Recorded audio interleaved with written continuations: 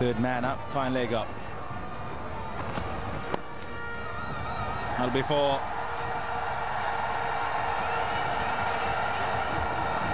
The Sri Lankan batsmen seem to enjoy that extra pace. Imran Tahir's over was a good one, just 3 runs. That was from a South African point of view, but with the faster bowlers on, they managed to get boundaries. Got a boundary of the first ball of the first over from Parnell.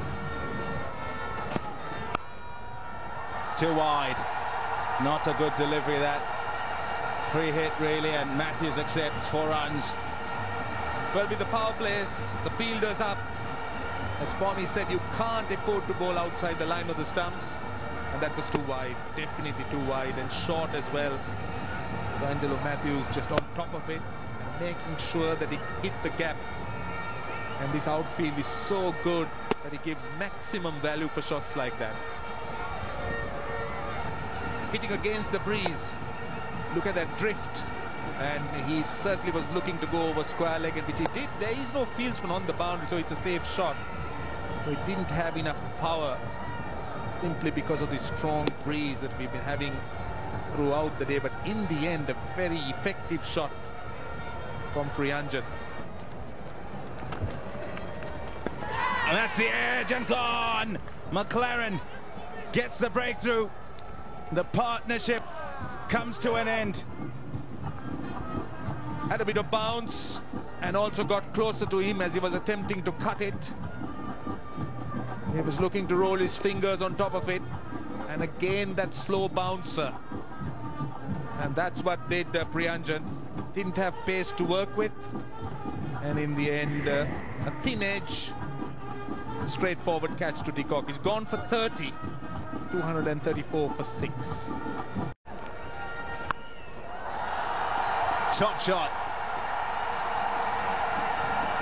All the way for 6. That's the first ball that's gone off to the boundary in just about 19 overs that Imran Tahir has bowled in the last couple of games. Good aggression, very good aggression by Matthews. A good bold shot, swept it off his stumps, and also hit it against the breeze. Time swing, whether it's away from you. Catches. Oh yes, what a catch! Oh my goodness! Only one man could have caught that. There's none taller than him here. Just stuck his left hand out and stretched, and it stuck. Absolutely brilliant effort. Angelo Matthews getting a top edge. Oh, timed his. It wasn't a jump, but he leapt. He timed it well. And look at De Villiers. That's how much he values that catch. Well, Angelo Matthews, what an innings. Gone for 58, 249 for 7.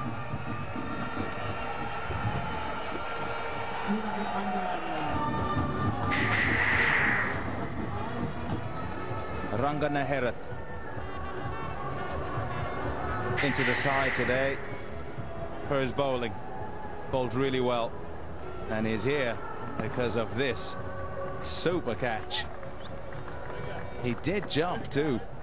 He does get off the ground, Morne Morkel, and needed to stretch up as high as he could,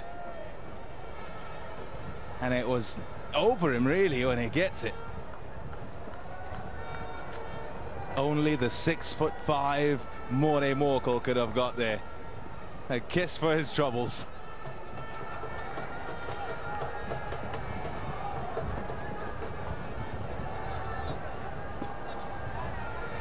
They couldn't believe it, the South Africans. I don't think Morne Morkel could believe it.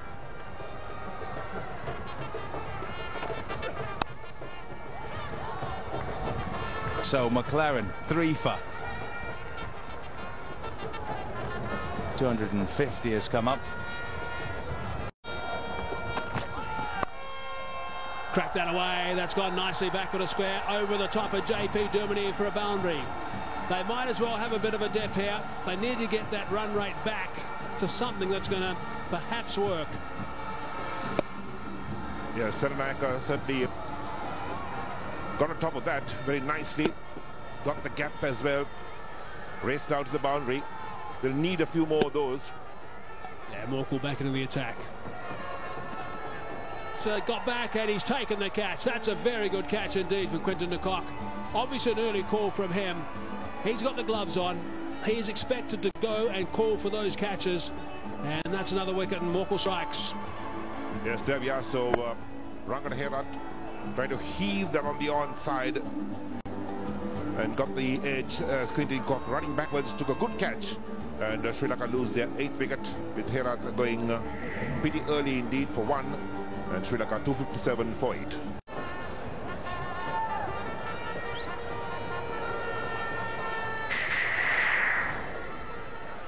Ajanta Mendis arrives. South Africa now on the verge of making history. This time last year they were trounced by Sri Lanka. 4-1 was the result to Sri Lanka in that series. On the verge now. That's in the air. That should be taken as well. It's getting closer and closer. Simple catch in the end. 9 wickets down now. There was a little bit of indecision, I think, between a couple of South Africans, a couple of senior South Africans in AB and Jacques Kallis. And Kallis clearly the louder caller at the death, and Morkel's picked up another. Yes, a 2-in-2 to Morne Morkel. A full toss, in fact, to Saranaka. And Saranaka tried to heave it on the offside in the air for quite some time. Jacques Kallis completes the catch. And Sri Lanka lose their 9th wicket in the process.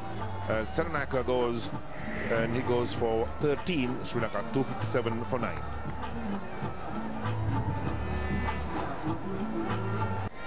Malinga strides out, as I was saying, on the verge of history. South Africa, they have never won a one-day series in Sri Lanka. They've been here many times. 16 one-day games before this series got underway. They only won 2. This is another look at the 9th wicket that's gone down. So a couple of wickets going down in 2 deliveries. End result of that means that Morne Morkel is now on a hat-trick. Wouldn't that be a nice way to sign things off and win an historic series? So Malinga on strike. There's Alan Donald. He's the only one in the lineup that's been on the win side in a series back in '93. More about that in a sec. So good stuff from Morkel. A couple of wickets and 5 runs. 257 for 9.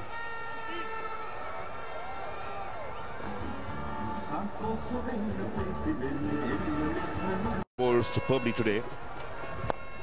Always said that in the air. This could be it. JP Duminy wants it. Is he going to take it? Yes, he is. There it is. This means a lot to South Africa. Look at these smiles. They came here extremely determined. They wanted to make amends from last time, 12 months ago when they arrived. They have come and won the first game.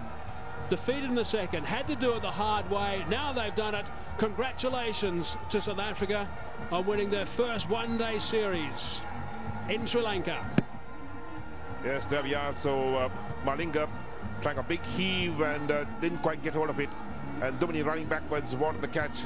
He wanted to take that and make a sweet memory of this game. Smiles all round, De Villiers around him. And the Sri Lankans are bowled out for 257. A shake of hands in the meantime. Malinga goes for naught. 257 all out. Got to remember the South Africans haven't played cricket collectively for some time. Yes, some have been in the IPL. Sri Lanka were magnificent in the UK in the Test series, the one-day series, and won the T20 series as well. With these high fives all over the place, there's the skipper, AB de Villiers. He'll be extremely proud of his troops. A couple of the boys that have been serving well on the boundary line. Pungiso, Faf du Plessis.